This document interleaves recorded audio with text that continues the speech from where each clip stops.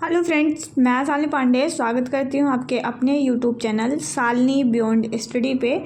आज हम बात कर रहे होंगे नेचुरलिज्म के बारे में। इसके पहले के वीडियो में मैंने आपको आदर्शवाद के बारे में बताया था, जहाँ पे हम बहुत अच्छे से अपने एक एक पार्ट को कवर कर रहे होंगे। एक वीडियो में एक पार्ट को हम कवर कर रहे होंगे। अभी हमने पिछले वीडियो में आपको आदर्शवाद के बारे में बताया था और इस वीडियो में हम प्रकृतिवाद के बारे में पढ़ रहे होंगे। तो सबसे पहले जानेंगे कि प्रकृतिवाद कहाँ से आया है, इसका प्रारंभ जो है वो कहाँ से माना जाता है। तो इन सब चीज़ों पे डिस्कस करते हुए हम लास्ट तक जो है ये पूरा सेशन कंप्लीट कर रहे होंगे आपके साथ।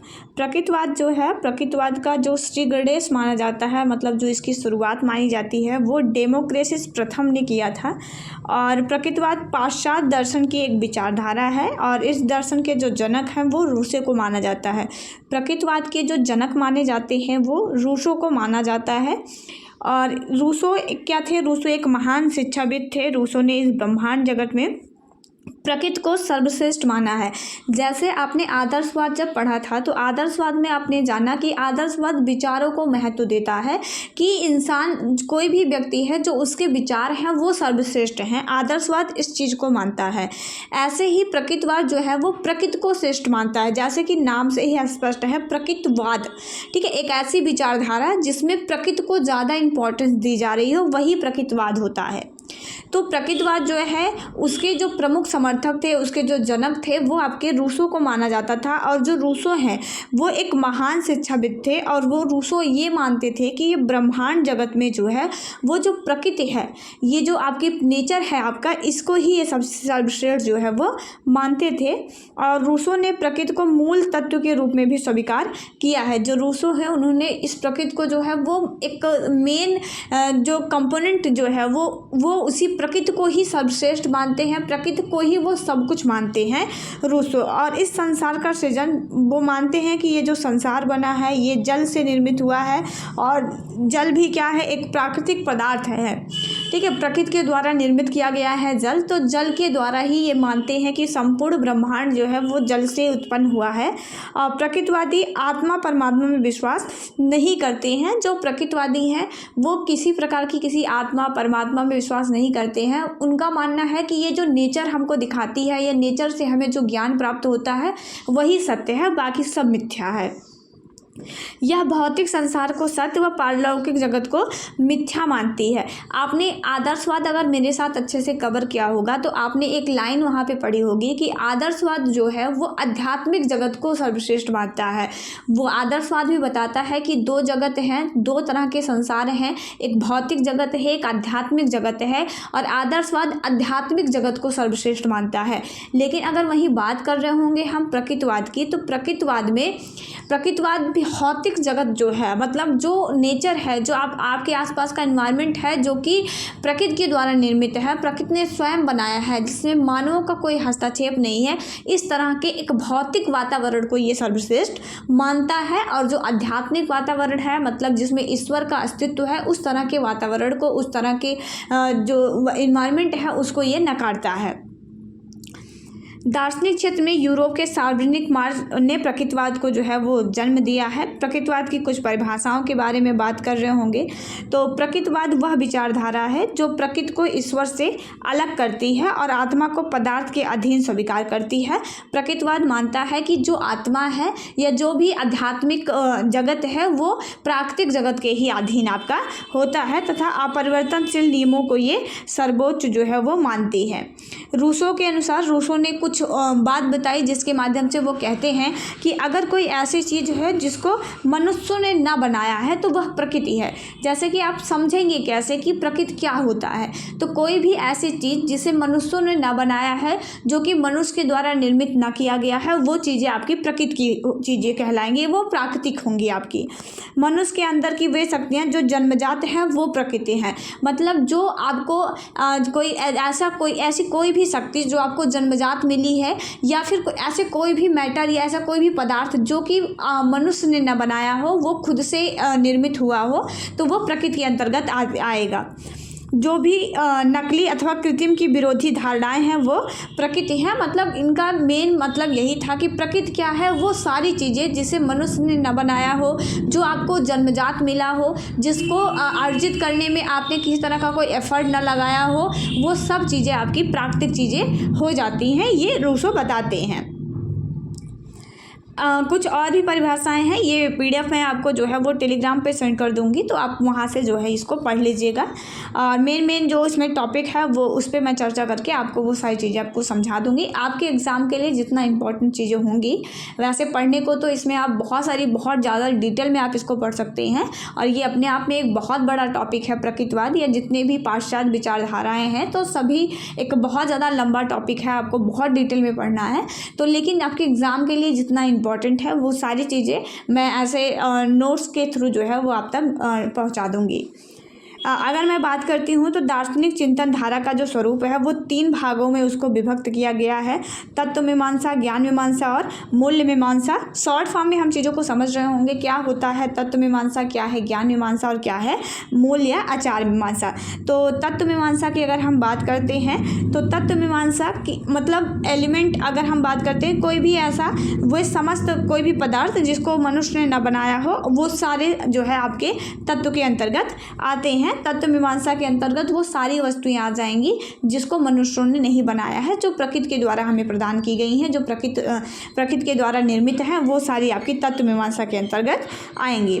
ज्ञान मीमांसा की अगर हम बात करते हैं, ज्ञान मीमांसा क्या है, तो रूसो ने प्राकृतिक ज्ञान को ही सच्चा एवं श्रेष्ठ माना है। रूसो कहते हैं कि जो प्रकृति है, मतलब कि आपने जो तत्व मीमांसा पढ़ा अभी, तो तत्व मीमांसा से हम जो ज्ञान अर्जित करते हैं वही ज्ञान जो है वो आपका ज्ञान मीमांसा के अंतर्गत आता है। प्राकृतिक ज्ञान वह ज्ञान है जिसमें स्वाभाविक रूप से गुण अथवा पदार्थ जिसके निर्माण में मनुष्य का कोई हाथ अथवा सहयोग ना हो, उसकी इस क्रियाविधि को ही हम जो है वो प्राकृतिक ज्ञान जो है वो हम कहते हैं। मतलब जो प्रकृति है उस प्रकृति का ज्ञान प्राप्त करना, जो भी प्राकृतिक चीज़ें हैं, जो भी प्राकृतिक तत्व है, उस प्राकृतिक तत्व के बारे में ज्ञान अर्जित करना, उस प्राकृतिक तत्व के बारे में जानना ही आपका ज्ञान मीमांसा के अंतर्गत आता है। अब बात कर रहे होंगे क्या है आपकी आचार मीमांसा। तो प्राकृतिक पदार्थों अथवा क्रियाओं का ज्ञान ही सत्य एवं मूल्यवान है और मनुष्य स्वाभाविक क्रिया करके सुख की अनुभूति करता है। मनुष्य को अपने प्रकृति के अनुरूप ही आचरण करना चाहिए, उसे किसी प्रकार के सामाजिक नियमों और आध्यात्मिक बंधनों में बंधकर जो है वो नहीं रहना चाहिए। आचार मीमांसा का मतलब है कि जो नेचुरली तरीके से आप जैसे हैं, मतलब जो भी चीज़ें हैं आप बिना किसी, अगर हम बात करते हैं कि जैसे आप हैं उसी तरीके से जब आप व्यवहार करते हैं तो वो आपकी आचार मीमांसा, अपनी प्रकृति के अनुसार ही जो आप व्यवहार करते हैं वो आपकी आचार मीमांसा के अंतर्गत आता है। जब आप किसी प्रकार के किसी सामाजिक बंधनों में बिना बंधे हुए कोई भी कार्य करते हैं तो वो आपका आचार मीमांसा के अंतर्गत आता है। अगर हम बात करते हैं कि शिक्षा का क्या स्वरूप था, मतलब प्रकृतिवाद में किस तरीके से एजुकेशन के बारे में क्या बातें की गई हैं, तो प्रकृतिवादी शिक्षा की अगर हम बात करते हैं तो पदार्थवाद के घोतक यह मानते हैं कि पदार्थ ही सत्य तथा बाह्य प्रकृति के नियमों के अध्ययन पर ये बल दिया जाता है कि हमारे आसपास का जो इन्वायरमेंट है, हमारे आसपास की जो प्राकृतिक चीज़ें हैं उस पर ही अध्ययन पर ये बल देते हैं। इनके मतानुसार इस संसार में जो भी भौतिक रूप में उपस्थित है वही सत्य है। इनका मानना है कि जो भी संसार में उपस्थित है, जो भी प्राकृतिक रूप से संसार में उपस्थित है वही जो है चीज़ें सत्य हैं और हमें उन्हीं चीज़ों के बारे में जो है वो बच्चों को ज्ञान देना चाहिए। अगर प्रकृतिवादी शिक्षा की विशेषताओं की हम बात करते हैं तो प्रकृति का अनुसरण करने की ये बात करते हैं कि जो प्रकृति है आप उसी प्रकृति के बारे में चीज़ों को जाने, नदियाँ क्या है, तालाब क्या है, ये क्यों है, इनका अस्तित्व क्यों है, इन सब के बारे में ही ये ज्ञान देने की बात करते हैं। बाल केंद्रित शिक्षा जो है वो इसमें देने की बात होती है। मतलब प्रकृतिवाद की विशेषता है कि इसमें बाल केंद्रित शिक्षा पर बल दिया जाता है। बाल केंद्रित शिक्षा का मतलब होता है जिसमें जो सीखने वाला है, मतलब जो लर्नर्स होता है, उसी लर्नर को केंद्र में रख करके लर्नर के अकॉर्डिंग ही चीज़ों को सिखाया जाए। जैसे अगर हम बात करते हैं कि कोई 3 साल का बच्चा है तो उस 3 साल के, या कोई मान लीजिए 6 साल का बच्चा है तो उस 6 साल के बच्चे की मेंटालिटी के हिसाब से, उसकी एज के हिसाब से, उसकी कैपेसिटी के हिसाब से, वो जिस लैंग्वेज में कंफर्टेबल है उस एज में उस लैंग्वेज में आप उसको सिखाते हैं तो वो आपकी बाल केंद्रित शिक्षा कहलाती है। तो प्रकृतिवादी ऐसी ही शिक्षा की बात करते हैं कि बच्चों को नेचुरली तरीके से डेवलप जो है वो होने देना चाहिए और उनको उसके बच्चे बच्चे के अनुसार ही हमें जो है वो ज्ञान देना चाहिए। पुस्तकीय ज्ञान पर ये विरोध करते हैं। जैसे छोटे बच्चे होते हैं तो उनको आप शुरू से ही जो है किताबों का बोझ दे करके उनको ज्ञान मत दीजिए, उनको खुला छोड़ करके इन्वायरमेंट में आप खुला छोड़ दीजिए। प्राकृतिक रूप से वो चीज़ों को धीरे धीरे खुद तरीके से वो सीख लेंगे। तो इस पर ये जोर देते हैं बजाय किसी भारी भरकम पुस्तकों के ज्ञान के। बालक की स्वतंत्रता पर बल देते हैं। बच्चा स्वतंत्र है, बच्चे को स्वतंत्र छोड़ दीजिए इन्वायरमेंट में, वो धीरे धीरे चीज़ों को प्राकृतिक रूप से नेचुरल तरीके से वो चीज़ों को डेवलप अपने अंदर कर लेगा। बालक की योग्यता, उसकी क्षमता, उसकी रुचियों पर बल दिया जाता है। इंद्रिय प्रशिक्षण पर बल दिया जाता है कि बच्चे की जो भी सेंस हैं, जो भी आपकी इंद्रियां हैं, उन इंद्रियों के माध्यम से बच्चों को ज्ञान प्राप्त करने पर प्रकृतिवादी शिक्षा में बल दिया जाता है। अगर हम उद्देश्य की बात करते हैं, क्या उद्देश्य होता है प्रकृतिवादी शिक्षा में बच्चों को शिक्षा देने का, तो जीवन के लिए संघर्ष मतलब जो जीवन के संघर्ष हैं उस संघर्ष की तैयारी के लिए बच्चों को तैयार करना, इसका उद्देश्य होता है। प्रकृतिवादी यह मानते हैं कि प्रत्येक प्राणी जीना चाहता है। जैसे डार्विनवाद का सिद्धांत भी है कि अगर आप जीना चाहते हैं तो जीने के लिए आपको इस इन्वायरमेंट के साथ संघर्ष करना पड़ेगा। अगर आप संघर्ष कर पा रहे हैं, मतलब कि अगर आप इस इन्वायरमेंट जैसा भी आपके आसपास का माहौल है, अगर आप उसमें खुद को ढाल पा रहे हैं तो फिर आप जी पाएंगे, आप जो है इस संसार में संघर्ष करके आप आगे बढ़ पाएंगे। लेकिन अगर आप नहीं संघर्ष कर पाते हैं तो फिर आपको जो है वो आप जीवित नहीं रह पाएंगे। तो इसी सिद्धांत पर ये भी कार्य करता है और ये बच्चों को आने वाली जीवन की चुनौतियों के लिए तैयार करने की बात करता है कि बच्चों को इस तरह की एजुकेशन दी जाए ताकि बच्चे किसी भी प्रकार के जीवन की कोई भी चुनौती, कोई भी संघर्ष हो, बच्चे उस हर प्रकार की चुनौती और संघर्ष से खुद को जो है वो हमेशा तैयार रखें। जैसे अगर हम बात करते हैं तो आप लोगों को मतलब डेली बेसिस पे ये जो क्लासेस दी जा रही हैं या फिर आपको एग्ज़ाम के समय जो प्रिपेयर करवाया जाता है वो इसलिए करवाया जाता है कि पेपर चाहे मॉडरेट बने, चाहे बहुत ज़्यादा आपका माइल्ड लेवल का पेपर बने, मतलब आप पेपर को अपने तरीके से उसको उस सिचुएशन के अकॉर्डिंग आप खुद को ढाल सके, आप उस एग्ज़ाम के लिए आप खुद को प्रिपेयर कर सके। मतलब जीवन में जो भी आपकी कठिनाइयाँ हैं या उस एग्ज़ाम से रिलेटेड जो भी परेशानियाँ हैं उसके लिए आपको तैयार किया जाता है।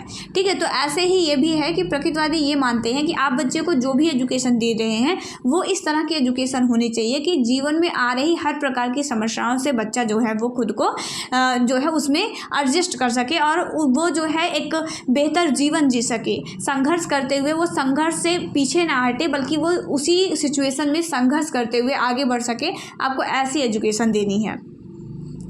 अगला हम बात करते हैं तो बालक का वातावरण के साथ अनुकूलन। जैसे कि मैंने ऊपर ही बताया, प्रकृतिवादी यह मानते हैं कि बालकों को इस प्रकार की शिक्षा दी जानी चाहिए कि वह स्वयं को वातावरण के साथ अनुकूल कर सके। जिस तरीके का एनवायरनमेंट है उस तरीके से वो खुद को ढाल सके। इसके लिए बालक को शारीरिक व मानसिक रूप से स्वस्थ होना चाहिए। अतः शिक्षा एक प्रक्रिया है जो व्यक्तियों को उसके वातावरण एवं परिस्थितियों में अनुकूल बनाने में सहायता करती है। एजुकेशन के माध्यम से हम बच्चों को उसकी जिस भी प्रकार का इन्वायरमेंट होगा उस इन्वायरमेंट के अकॉर्डिंग हम बच्चों को ढालना जो है वो सिखाएं, ये प्रकृतिवाद का उद्देश्य होता है। सभ्यता एवं संस्कृति की रक्षा करना। प्रकृतिवादी वर्नार्ड ने शिक्षा का उद्देश्य सभ्यता एवं संस्कृति की रक्षा करना सुनिश्चित कराया है। यह समाज एक ऐसी उपलब्धि है जो समाज को वंशानुक्रम में मिली होती है कि बच्चे अपनी सभ्यता, अपनी संस्कृतियों की रक्षा कर सके। इस लायक भी बच्चों को बनाया जाना चाहिए कि प्रकृति की जो धरोहरें, प्रकृति का जो धरोहर है उसको बच्चे सजो कर रख सके। बच्चे के अंदर उसके प्रति सम्मान की भावना है, इसके लिए ये तैयार करने की बात बच्चों को करता है। पूर्ण जीवन की तैयारी। अगला इसका उद्देश्य होता है कि पूर्ण जीवन की तैयारी। बालक की शिक्षा का उद्देश्य उसके पूर्ण जीवन की तैयारी होनी चाहिए। स्पेंसर ने पूर्ण जीवन के अंतर्गत आत्मरक्षा, जीविकोपार्जन, वंश वृद्धि, शिशु रक्षा, सामाजिक तथा राजनीतिक कार्य और अवकाश के समय के कार्यों को सफलतापूर्वक जो है वो उपयोग कर सकना, इन सारी चीज़ों को सम्मिलित किया है कि बच्चे खुद की रक्षा कर सके, अपना खुद का जीविकोपार्जन कर सके, मतलब कि अपनी मतलब अपने लाइफ को वो आज एक अच्छी दिशा में ले जा सके, वंश वृद्धि कर सके, अपने शिशुओं की रक्षा कर सके, सामाजिक और आर्थिक, राजनीतिक हर तरह के कार्यों में वो अपना सहयोग दे सके। इस लायक बच्चे को जो है वो बनाना है। ओवरऑल अगर हम बात करते हैं तो बच्चे के एक संपूर्ण व्यक्तित्व के विकास की ये बात करता है कि आप बच्चे को एक ऐसी एजुकेशन दीजिए जिससे बच्चा एक सभ्य नागरिक बन करके अपने जीवन में आ रही हर प्रकार की चुनौतियों को बेहतर ढंग से वो डील कर सके। व्यक्तित्व के स्वतंत्र विकास करना, ये भी इसका उद्देश्य होता है। टीपी नंद महोदय ने बताया कि शिक्षा का उद्देश्य जो है वो व्यक्तित्व का अनियंत्रित विकास करना है, कि बच्चे खुद को जो है वो बेहतर ढंग से जो है वो ढाल सके और खुद का वो विकास कर सके, उनका सेल्फ जो डेवलपमेंट है वो हो सके। इसका जो है वो इसका उद्देश्य होता है प्रकृतिवाद का। अगर हम पाठ्यक्रम की बात करते हैं, जैसा कि इनके उद्देश्य शिक्षा के इस तरीके से हैं कि बच्चा प्रकृति को समझ पाए, अपना विकास कर पाए, बच्चा जो है वो आध्यात्मिक चीज़ों पर बहुत ज़्यादा जोर न देकर अपने भौतिक जो उसका जगत है उसको समझ पाए।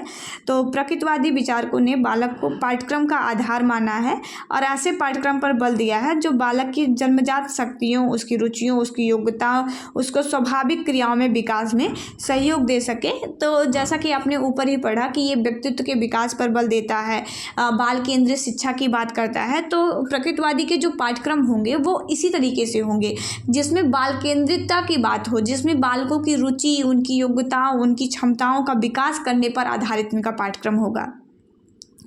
आपने आदर्शवाद पढ़ा तो वहाँ पे ऐसे पाठ्यक्रम निर्धारित थे जो कि बच्चों का आध्यात्मिक विकास कर सके, बच्चे को ये बता सके कि उनका जन्म हुआ है तो क्यों हुआ है, वो अगर कोई चीज़ है तो वो क्यों है, मतलब अगर कोई भी घटना घट रही है तो वो क्यों घट रही है, उसके पीछे का कारण क्या है, इन सब चीज़ों पर उनका ज़्यादा फोकस था। मतलब आध्यात्मिक जगत की ओर वो ज़्यादा चीज़ों को ले जा रहे थे।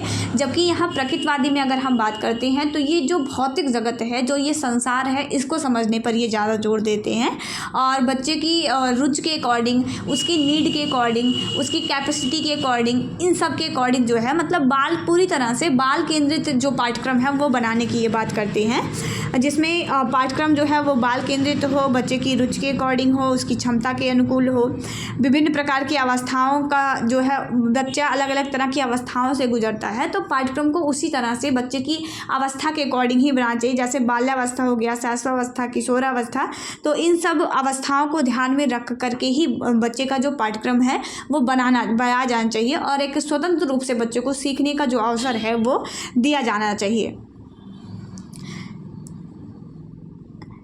और पाठ्यक्रम में ज्ञानेंद्रियों के प्रशिक्षण पर भी बल दिया जाना चाहिए। तो इस तरह के पाठ्यक्रम की ये जो है वो सिफारिश करते हैं। अगर हम शिक्षण विधियों की बात करते हैं तो अगर प्रकृतिवादी जो है वो स्वतंत्र रूप से कोई ऐसी शिक्षण विधियों का वो जो है आपका समर्थन देते हैं जिसमें बच्चा खुल करके सीख सके, स्वतंत्र रूप से बच्चा सीख सके। और बच्चा कैसे सीख सकता है, जब वो खुद करेगा। जैसे जब बच्चा कोई चीज़ खुद करके सीखता है तो वो जब सेल्फ इन्वॉल्व रहेगा उस चीज़ में तो वो चीज़ों को बेहतर सीख पाएगा। तो प्रकृतिवादी वही चाहते हैं कि बच्चे को सेल्फ इन्वॉल्व कराया जाए, बच्चों को एक्टिविटियों के थ्रू सिखाया जाए, बच्चे के उनके खुद के जो अनुभव होते हैं, बच्चे के जो छोटे छोटे अनुभव होते हैं, उन अनुभवों को जोड़ करके चीज़ों को उनको सिखाया जाए, खेल खेल के माध्यम से सिखाया जाए, निरीक्षण, डाल्टन विधि के माध्यम से और प्रत्यक्ष विधि के माध्यम से, इन सब विधियों के माध्यम से कि आप उनको भ्रमण करके सिखा रहे हैं, कोई चीज़ उनको जो है चीज़ों को एक्सपेरिमेंट करने के लिए आप दे रहे हैं, तो इन सब विधियों के माध्यम से जो है वो बच्चे को सिखाने की बात करता है।